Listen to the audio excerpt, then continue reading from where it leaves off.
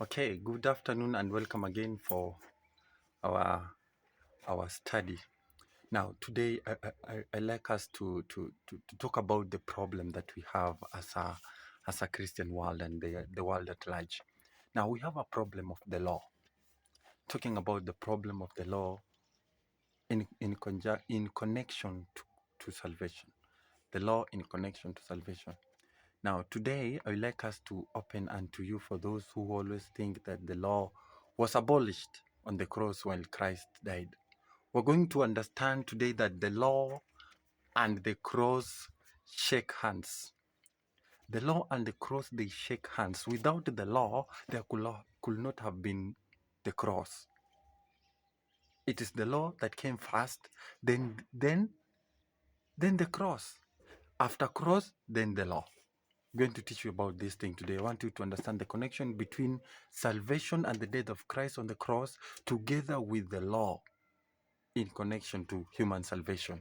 And did Christ do away with the law? That's the key issue that I want us to solve today, because I believe most of you have lived to understand that one, it is impossible for us to follow the law because Christ dealt it away with it.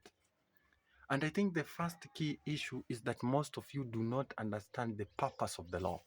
Why was the law brought for? What was the purpose of the law? Because if you understand the law, then it will be easy for you to understand the cross, because it was the law that led to the cross. Without the cross, there could not have been the law, and without the law, there would never have been the cross. And at the end of this presentation, you shall be able to understand this connection, that when you take out the law, you take out Christ. When you take out the law, you take out the cross. When you take out the law, there is no Christianity. When you take out the law, there is no grace. When you take out the law, there is no sin. And when you take out the law, there is no church. There is no preacher.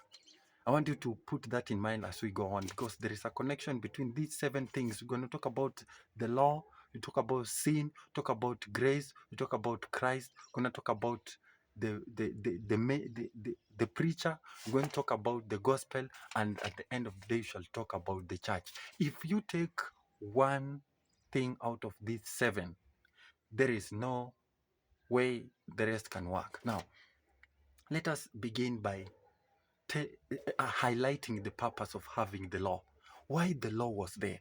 And I want to use the verses that connect the law to salvation. I want to open your eyes on this. The laws to salvation, the laws in connection to salvation. Now, if you understand this analogy, it will be easy for you to understand why Christ came on earth to die for us and why there was the cross. Are you getting my point? Now, I'm going to begin with an obvious verse. I know most of you, they have never lived to say this, but this is the reality.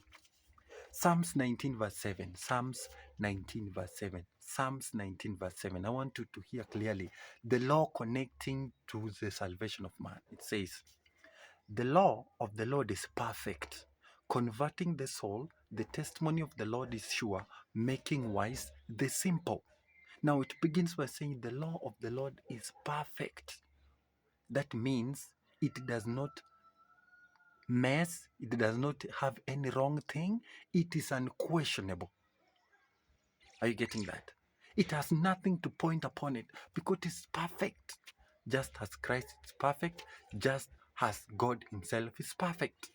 In fact, Paul says that the law is just as God is just. The law is holy, just as God is holy. Now today we say it converting the soul.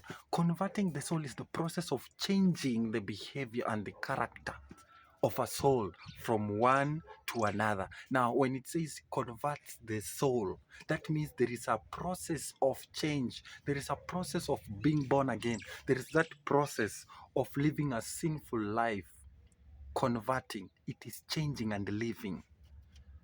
Are you getting that? Then it says the testimony of the Lord is sure. Now we shall able to know what's the testimony of the Lord. Then it says making the wise simple. It makes the wise simple. The law explains. I know there are people who understand this gospel truth, but there is one particular thing they forget to understand is about the law. And when you one day you shall study about being wise, you shall understand what it means by being wise.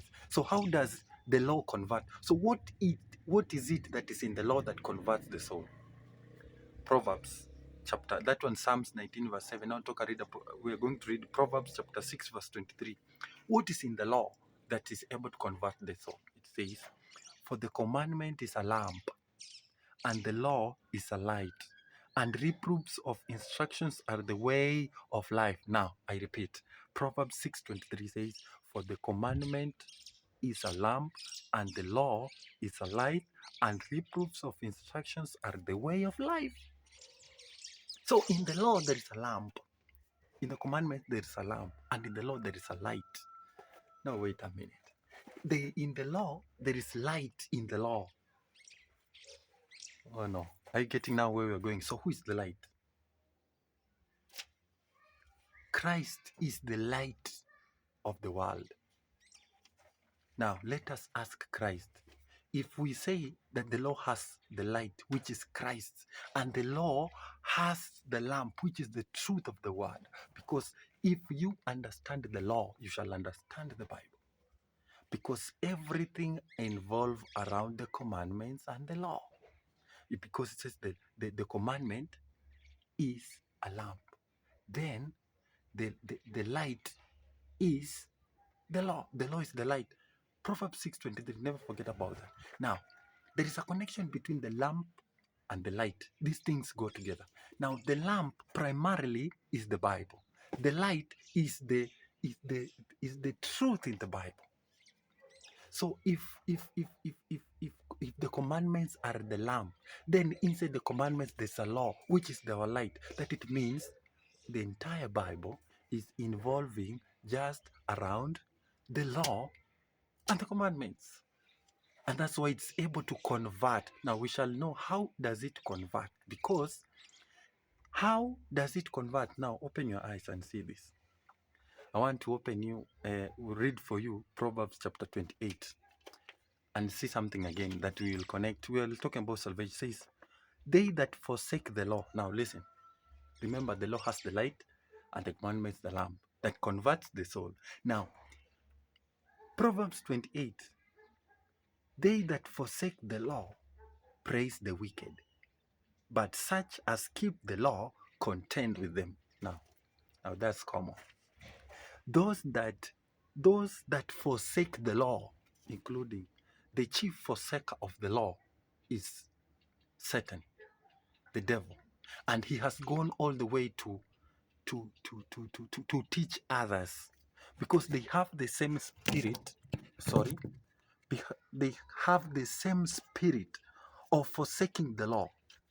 Because the devil knows that inside the law there is a word, and inside the law there is light, and that light is Christ, and the word is Christ himself. So when you keep the law, you shall be converted. Because those who forsake the law are of the wicked. And that's why we have the contention between those who keep and those who does not keep. I've had several friends of mine who telling me, no, Christ died and that was final. We doesn't have the need of keeping the law. So we are contending with them because they feel it is best for them to not to keep the law. But for us, we see it is the reproofs of our life. The law is a reproof of the life. In fact, when you study the law, you'll be able to understand how the Lord will wish us to live. And it's very clear. Everybody always understands and he says, it is not good to kill, not good to lust. Thou shalt not kill, thou shalt not covet. They know why. Why? Because that is the reproof of our life, according to Psalms 19 verse 7.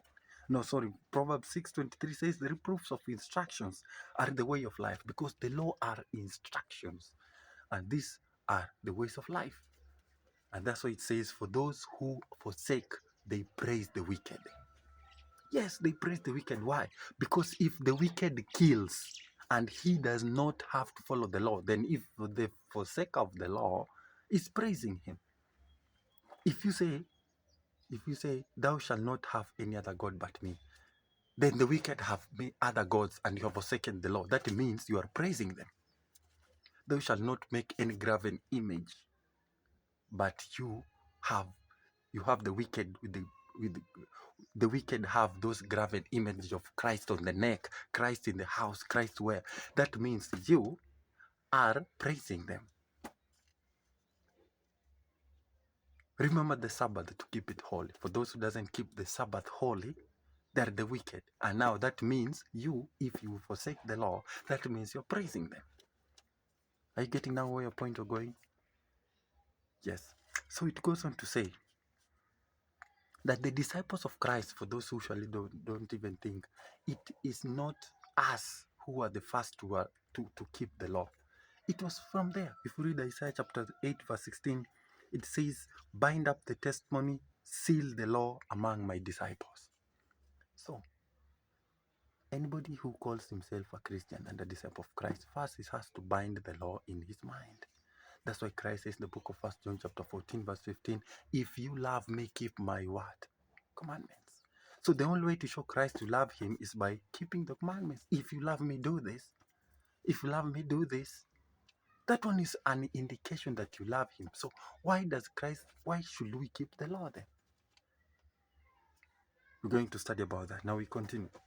Isaiah chapter 8 verse 22 now is talking about, to the law and to the testimony, if they speak not according to this word, it is because there is no light in them. Now remember, we talk about Christ being, we said that the light is Christ in the law. Now, if you don't speak according to the testimony and to the law, there's no light in you. So that means there's no Christ in you. There's no Christ in you, because if you forsake the law, you're not of Christ. Hi. Now let us look at the connection between Christ and the law. Now, these are people who say Christ abolished the law. Let us talk to Christ himself and ask, did you? We talk about Matthew chapter 17, Matthew chapter 5.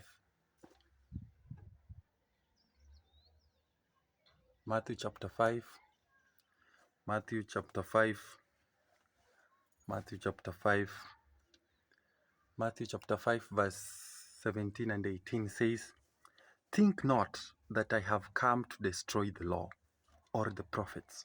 I am not come to destroy but to fulfill.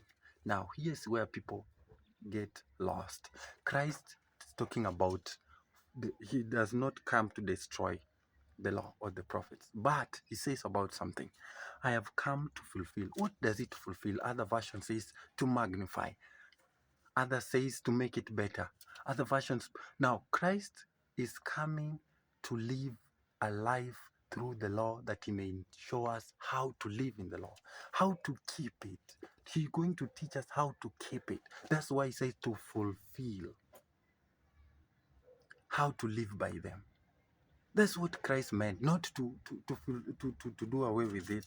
Because Christ himself says in the book, the same chapter 5 verse 18 says, verily, verily I say unto you, till heaven and earth pass, one jot or one tittle shall not in no wise pass from the law, till all be fulfilled. Now Christ says, until the end of the world, until the end of the age, nothing shall be taken from the law. Nothing shall be taken from the law. So it says, when you read the book of 1 John, now here's where the problem. Now let us see how, I want to see, how does the law and so if Christ did not come to do away with the law, so what did he come to do? Are you getting this? Remember, I've said that the law converts the soul. But how does the law convert the soul? Let us read the book of Romans. Romans chapter 4 verse 13. Now, I want you to see how the law converts the soul. Because the law worketh wrath. Romans 4 verse 13. Because the law worketh wrath. For where no law is, there is no transgression. Wait a minute. Where there is no law, there is no transgression. 1 John chapter 3 verse 4 says, if you break the law, you have transgressed even God's. Those who break the law, they transgress God's law. So if we say there is no law, then it means there is no what? There is no transgression. That's okay. Paul explained to us fully what does it mean where there is no law, there is no transgression. Romans chapter 13 verse 20. Now listen to this very carefully. Therefore, by the deeds of the law, there shall no flesh be justified. For by the law, let me give Romans 3:20 says, therefore by the deeds of the law, there shall no flesh be justified in his. For by the law is the knowledge of sin. So it says the law is the knowledge of sin.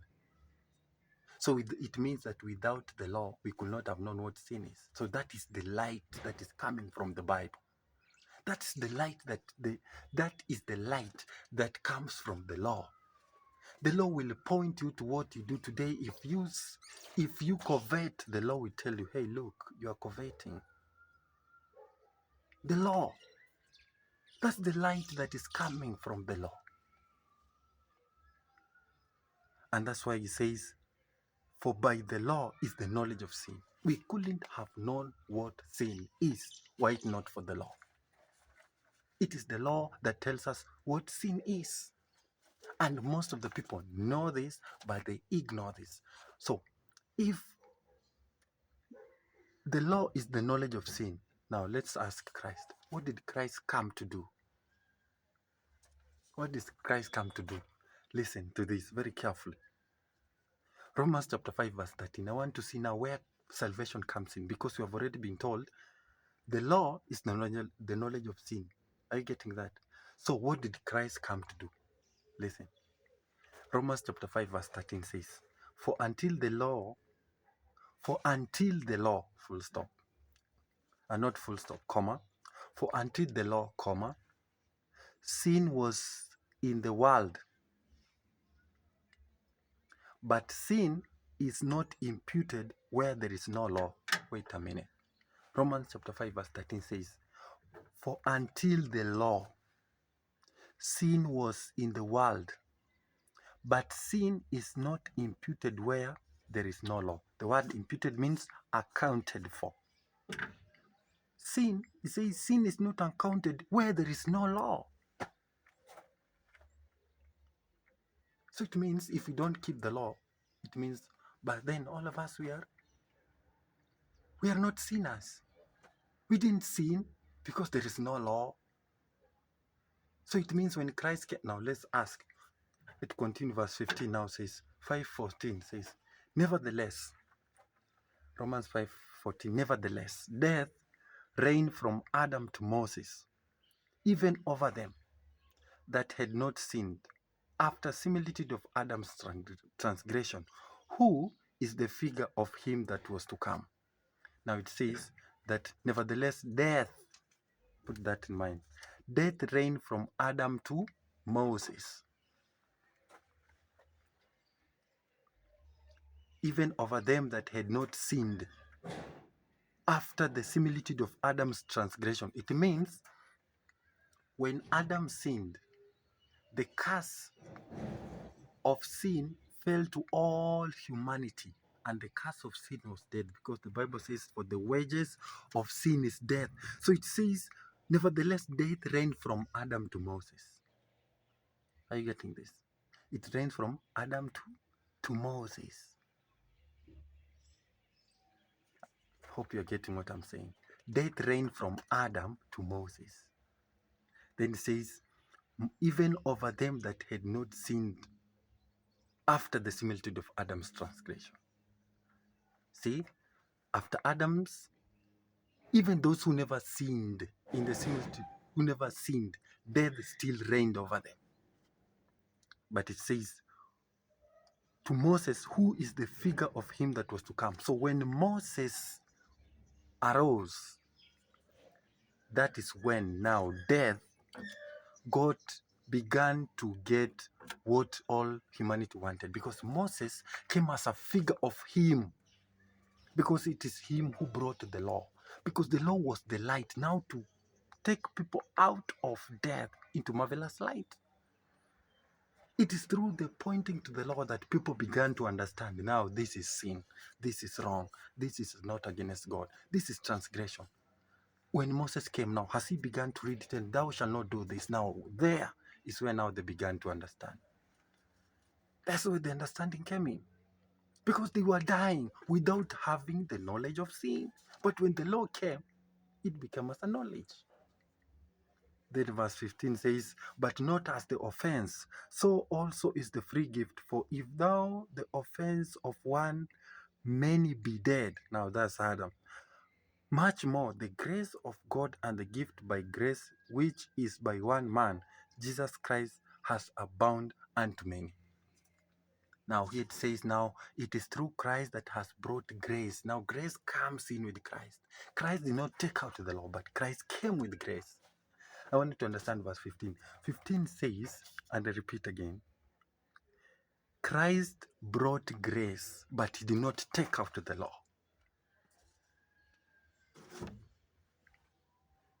Romans chapter 14 verse 16 says, for those who always love to use it. Is it? Yeah, that one. Romans says we are no longer under the law, but under grace. Now that is what it means. We were not under the penalty of death. Why? Because now Christ has brought in grace. We are no longer under the law, but under grace. Means in condemnation to death. We are no longer under the condemnation of death, but grace. So what is grace? Those people who love to explain in a marvelous English, they usually say grace is unmerited favor, right? But in simple English, you can say grace is the act of giving someone something that he did not deserve to have. In other words, we say you are given what you did not deserve. In this sense, it says now Christ, through the condemnation of sin, took our penalty of death, that through his life we might live. So he took our life, our sinful, he took all our sins, that indeed he might die for us. That's why the Bible says as the messenger is bringing the commission of the mission to says he shall be called Jesus, because he shall save man out of their sins. Because they had transgressed the law, they were to die. Now Christ comes in as a substitute, that let me die for humanity. That's why he says that the light, in the beginning there was the Word, and the Word was with God, and the Word was God. Then verse 14 says, and the Word became flesh and dwelt among us. That's why the Bible in John chapter 3 verse 16 says very clearly, for God so loved the world that he gave his only begotten Son. That is grace. So he says, because of the people, and I have already pronounced death upon them. Because of these people, let them not die, but let my Son die on their behalf. That's what it says, for God so loved the world that he gave his only begotten Son, that whoever believes in him shall not perish, but have eternal life. So there was grace in that verse. God decided to put Christ in the midst of death. That means God threw Christ in front of the bullet, and he swallowed the death. That's where grace comes in. And that's what we're being told here, that much more the grace of God, the gift by grace, which is by one man, Jesus Christ, has abounded unto many. Has abounded unto many. That means every person on earth, the grace has abounded upon him. But not to root out the law. Christ had to die because that was the only source that could have cured the death of men and the sins in their heart. That's why most people do not understand the difference, the connection between the law and grace, because the law is the knowledge of sin. And through the law, we were all supposed to die. And that's why today I want to tell you that the Bible, I want to give you the connection between these 7 things: the law, sin, grace, Christ, gospel, preacher, and the church. Because these things are connected. Now look, the Bible has told us that the knowledge of sin is the law. Christ died because we sinned. Are you getting? Then we have the gospel that we preach to people about Christ who died that we may receive this grace, which is pardon for sin, which is breaking the law. Now the preacher preaches the gospel about Christ who died that we may receive grace, which is pardon for sin, which is breaking the law. The church receives the message. The preacher gives the message to the church about Christ who died that we may receive grace, which is pardon for sin, which is breaking the law. So it begins like this.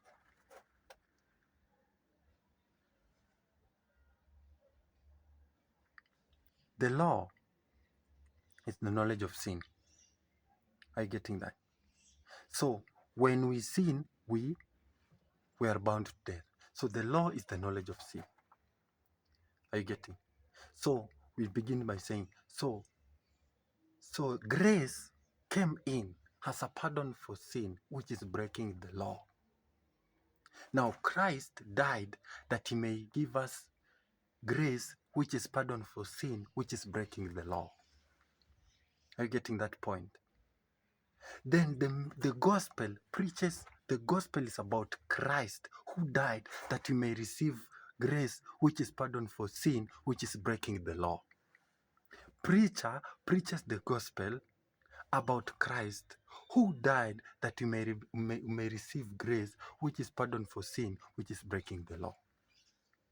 The church is received, the church is preached to by the preacher who preached the gospel about Jesus, who died that we may receive grace, which is pardon for sin, which is breaking the law. Brothers and sisters, when you take out one of these, everything goes down. You don't have anything. You are a Christian because you broke the law, and Christ gave you grace that is pardon for your sin that broke the law. So today we rejoice because of the grace of Christ. Then we rejoice because the law is there to guide us and to save us. Now that one now proves the point as to how the law converts the soul through the light of the word, which is Christ himself. Through grace by faith, a soul is converted. Without the law, there is no sin. Without sin, there is no grace. Without grace, there is no Christ. Without Christ, there's no gospel. Without gospel, there's no preacher. And without a preacher, there is no church and Christian. There is no Christianity. So those things work as simple as that. That's why the Bible has told us that in the book of Psalms that we began with, that making a wise the simple. I know today I've made you wise. You are I have made a simple thing to a wise person like you. I've told you very clearly that the law tells us the sin. Then through the sin we have grace. Christ dies that he may give us grace. And then the gospel is preached about Christ who died and may give us grace, which is pardon for sin, which is breaking the law.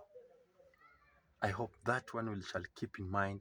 And if you have any question, tomorrow or any other day when we meet again, we shall talk about the Sabbath. Today was about the law, the devil's headache, because the devil knows that the law converts the soul. That's why he will not want you to be part of this. And remember, lastly, the law will be the one to bring every person into judgment, because the Lord will look unto, he will use the same law, the 10 commandments, to judge the world, because those are the standard measure of righteousness of human being. Through the grace of Christ we are saved. Christ could not have abolished the law because it is the standard of righteousness. And through the law is the character of God. How can he abandon his character? How could he have known?